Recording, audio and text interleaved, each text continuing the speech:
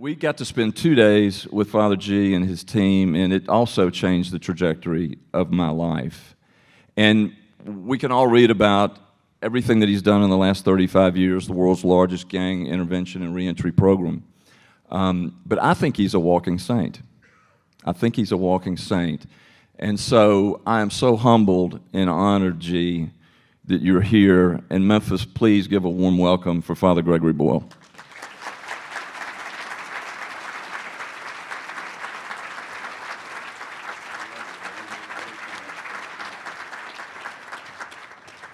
Thank you very much, Michael. I'm proud to call you my friend, and Tom, my friend. Thank you, Jeremy. Thank you, Hunter. You know, it's kind of weird. Just last week, I called my plumber to tell him that everything's flush and great. So it's funny how that works, you know. Hope Works, my friend Ron for many years. You know, Lent just started, so I started my Lent in Memphis. So I went to, I think is it called Holy Rosary Church? Yeah, and I got ashes, and I was thinking about how a couple years ago a homegirl named Michelle, kind of a tough cookie, came into my office, and she said, well, it's official. I just found out my man's been cheating on me. So I went to church, and I got me them ashes, and gave his ass up for Lent. I don't know, it's my favorite Lent story. You know, we're flying back today, and I was checking my, last night, my text messages, and Shirley from the office, you can't make this stuff up, she says, this really happened, and she said, Louis, who's a homie and a trainee there, called in sick, and he said, I had a corona last night. I woke up this morning with a virus. I'm not coming in, you know, so, I can hardly wait to get back. So, been a privilege to be here with Chris Miller, who the day won't ever come when I have more courage, or I am more noble, or I'm closer to God than he is. All of us are kind of connected to a vision, you know, last night at Memphis Rocks, and there's just, you want to create a community of kinship such that God, in fact, might recognize it, and so you want to imagine things. Here in Memphis, you want to imagine a circle of compassion, and then you want to imagine nobody standing outside that circle. You will go from this breakfast in your way to figure out, how can I dismantle the barriers that exclude?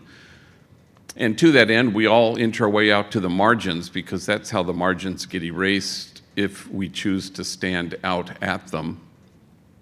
And we stand with the poor and the powerless and the voiceless, and we stand with those whose dignity has been denied, and we stand with those whose burdens are more than they can bear, and we stand with the easily despised and the readily left out.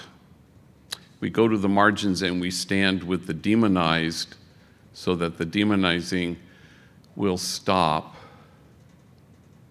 And we stand with the disposable so that the day will come when we stop throwing people away. And everybody in this room knows that when you do that, you have to brace yourself, because people will accuse you of wasting your time. But the prophet Jeremiah writes, in this place of which you say it is a waste, there will be heard again the voice of mirth and the voice of gladness, the voices of those who sing. So you go to the margins and other voices get heard. At Homeboy, the homies always say, you know, we're used to being watched. We're not used to being seen. And the Buddhists always talk about, oh, nobly born, remember who you really are. And the Christmas carol, long lay the world in sin and error pining, till he appeared and the soul felt its worth. And yeah, it's about Jesus, and yeah, it's about Christmas, but obviously it's about all of us in this room. You appear and the soul feels its worth. Exactly right. Last week was remembered it was the 2-year anniversary of my mom's death. And she was 92 when she died. I had buried my father 25 years ago.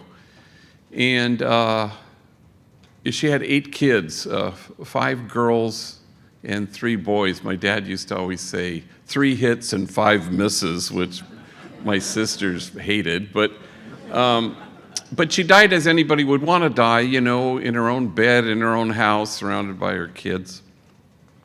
And she was sharp as a tack to the very end of her life. In fact, in the last year of her life, she watched so much MSNBC, she was becoming Rachel Maddow.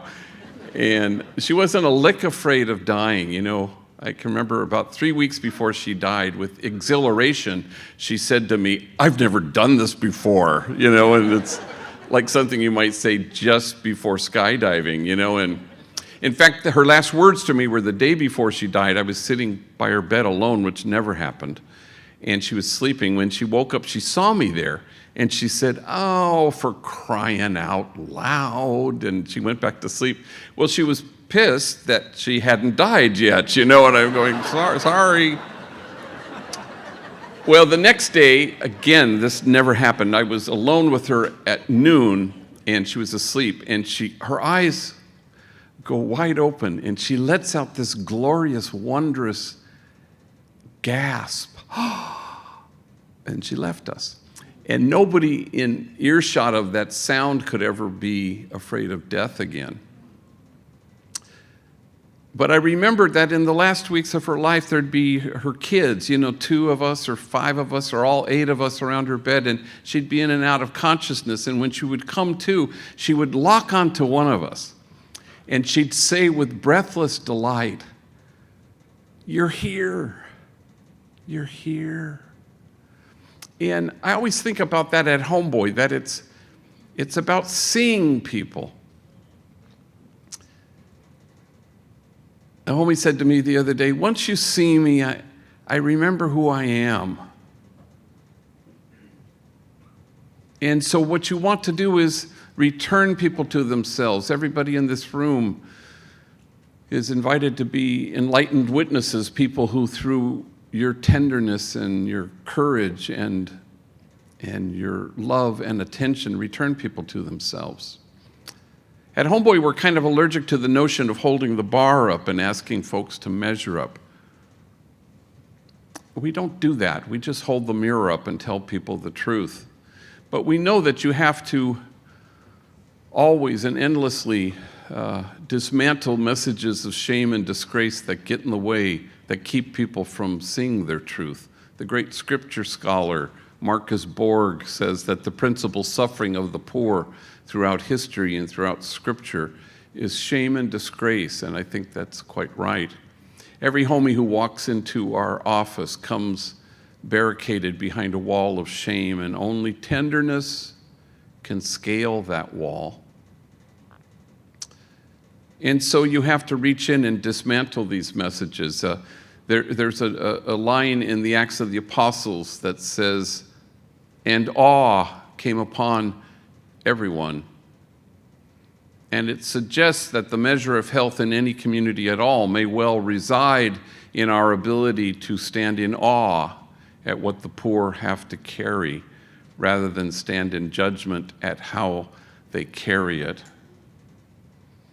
So a number of years ago, I was invited to speak to 600 social workers in Richmond, Virginia, and it was what we call in the biz a gang-in service, if you've ever been to one of these, and social workers get credit for it, and they take over a hotel ballroom, and it's from 9 to 5, and they have keynotes and workshops and, breakout sessions, and so they invited me. I figured, like to give a keynote or something, so I said yes, and I bought my ticket. And so a week before I was to fly, I pulled out the original invitation letter, and to my horror, I discovered that I am to be the only speaker from 9 to 5 all damn day, and I said to myself, oh, hell no, I'm not going to do this. So I invited 2 trainees, trainees were in an 18-month trainee program, so they're all gang members. And so I brought Andre and Jose, and they were like in their 9th month of the 18 months. And I sat them down in my office. I said, look, at the end of the week, you're flying with me to Richmond, Virginia. I'd like you to get up in front of 600 social workers and tell your stories. Take your time, because we got a long-ass day to fill. Well, I never heard their stories, and Jose gets up first, and he's like 25 years old, and gang member, tattooed, been to prison. At that juncture in his 9 months, we have different phases, and you work in different places, and we have 9 social enterprises, restaurants, bakeries, and stuff. And so at that juncture, he was kind of a very valued member of our substance abuse team, a man solid in his own recovery, and now he's helping younger folks with their addiction issues. And so he had a stretch in prison, of course, but he also had a stretch as a homeless man and an even longer stretch as a heroin addict. And so he gets up in front of 600 social workers and he says, I guess you could say that my mom and me, we didn't get along so good. I think I was 6 when she looked at me and she said, why don't you just kill yourself? You're such a burden to me. Well, 600 social workers audibly gasp, and he says, it sounds way worser in Spanish. And literally, we got whiplash going from gasp to laugh. And then he continued, I think I was 9 when my mom drove me down to the deepest part of Baja California, and she walks me up to an orphanage, and she knocks on the door, and the guy comes to the door, and she said, I found this kid. And she left me there for 90 days until my grandmother could get out of her where she had dumped me, and my grandmother came and rescued me. My mom beat me every single day of my elementary school years with things you could imagine and a lot of things you couldn't. Every day my back was bloodied and scarred. In fact, I had to wear 3 t-shirts to school every day. The first t-shirt because the blood would seep through, and second t-shirt you could still see it. Finally, the third t-shirt you couldn't see any blood. Kids at school, they'd make fun of me.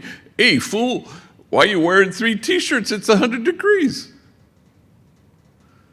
And then he stopped speaking, so overwhelmed with emotion, and he seemed to be staring at a piece of his story that only he could see. And when he could regain his speech, he said through his tears, I wore 3 t-shirts well into my adult years because I was ashamed of my wounds. I didn't want anybody to see them. But now I welcome my wounds. I run my fingers over my scars. My wounds are my friends. After all, how can I help heal the wounded if I don't welcome my own wounds? And awe came upon everyone. The measure of our compassion lies not in our service of those on the margins, but only in our willingness to see ourselves in kinship with them. For the truth of the matter is this, if we don't welcome our own wounds, we may well be tempted to despise the wounded. For there's an idea that's taken root in the world. It's at the root of all that's wrong with it, and the idea would be this, that there just might be lives out there that matter less than other lives. And you go from this breakfast because you stand against that idea.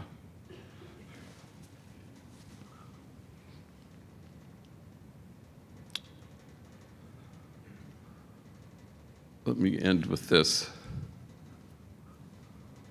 It occurs sometimes to universities in particular to force their students to read my books against their will.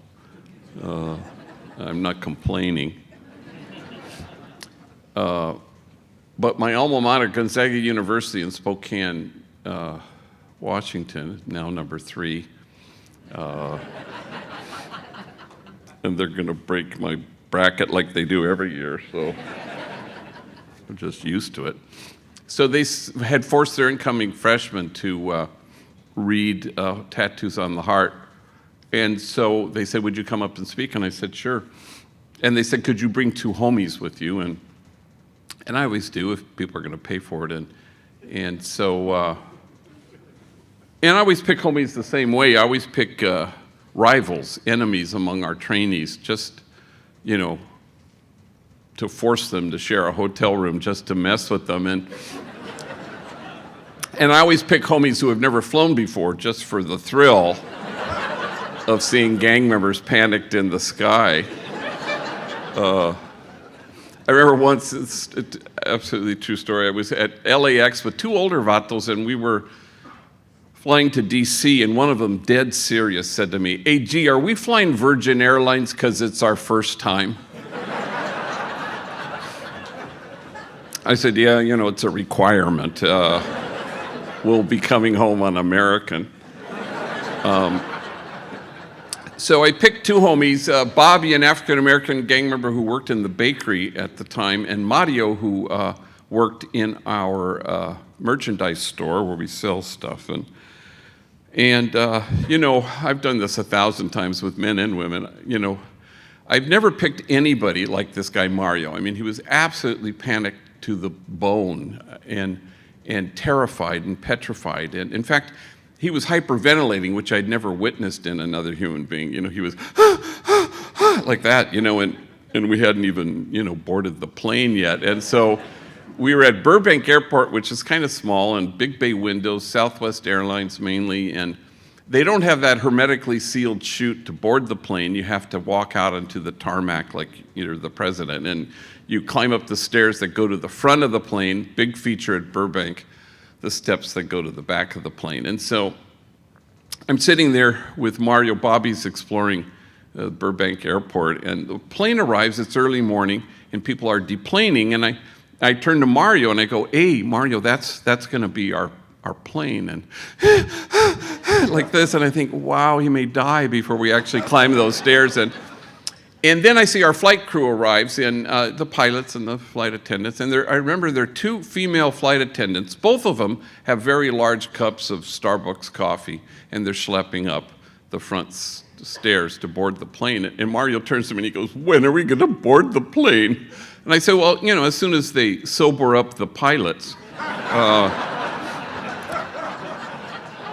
There they go now, Perhaps I shouldn't have said that. So I should tell you that in our 32-year history, Mario is the most tattooed individual who has ever worked there, which is really saying something. He's all sleeved out to his fingertips, head shaved, covered in tattoos, neck blackened with the name of his gang from collarbone to jawbone, forehead, cheeks, chin, eyelids that say the end, so that, when he's lying in his coffin, there will be no doubt for anybody, I guess. And so I'd never been in public with him. So I'm walking through the Burbank Airport, and people are literally like that, and mothers are clutching their kids a little more closely. And I'm going, wow, that's interesting, because if you were to go to Homeboy on Monday, walk in and talk to anybody there who works there and say, quick, who's the kindest, most gentle soul who works here? They won't say me. They'll think for half a second, and they'll go, Mario. Yeah, Mario. Mario works in the cafe behind the counter these days. Mario's proof that only the soul that ventilates the world with tenderness has any chance of changing the world. Mario is proof that the highest form of spiritual maturity is tenderness. And the only thing that can scale the wall of shame and disgrace is that. So we get to Gonzaga, and this always happens. They have the big talk Tuesday night, 1,000 people promised, and they don't tell you about the 93 talks that will precede it during the course of that Tuesday. So it's this class, this meeting, this lunch, this class, all damn day. So I tell Bobby and Mario, I'm not going to speak at any of these. I'd like you to get up, and I'll sit in the back of the classroom. So they were nervous, especially Mario, but they did a good job. Stories of terror and torture and violence and abuse of every imaginable kind. And honest to God, if their stories had been flames, you'd have to keep your distance. Otherwise, you'd get scorched. I wouldn't have survived a single day of either of their childhoods. So the nighttime talk comes, and I don't remember how I did this. I coaxed them to get up before me. They each did 7-minute snapshots in front of 1,000 people. Mario was terrified. Then I did my thing, and then I brought them to stand on either side to field some questions. And yes, ma'am. And a woman stands, and she goes, yeah, I got a question for Mario. Right off the gate. And Mario stands up to the microphone. He's a tall, skinny drink of water. He clutches the microphone. He's just absolutely terrified. Yes. And she says, well, Mario, you say you're a father and you have a son, a daughter. They're about to enter their teenage years. What wisdom do you provide to them? What advice do you give them? And Mario closes his eyes, and I can sense he's starting to tremble, and he's clutching the microphone, and he's getting a friggin' hernia trying to come up with whatever the hell he's going to say when suddenly he blurts out, I just... As soon as he says those 2 words, he rushes back to his microphone-clutching, closed-eyed refuge. And now I know he's going to lose the battle with his tears. But he wants to get the whole sentence out.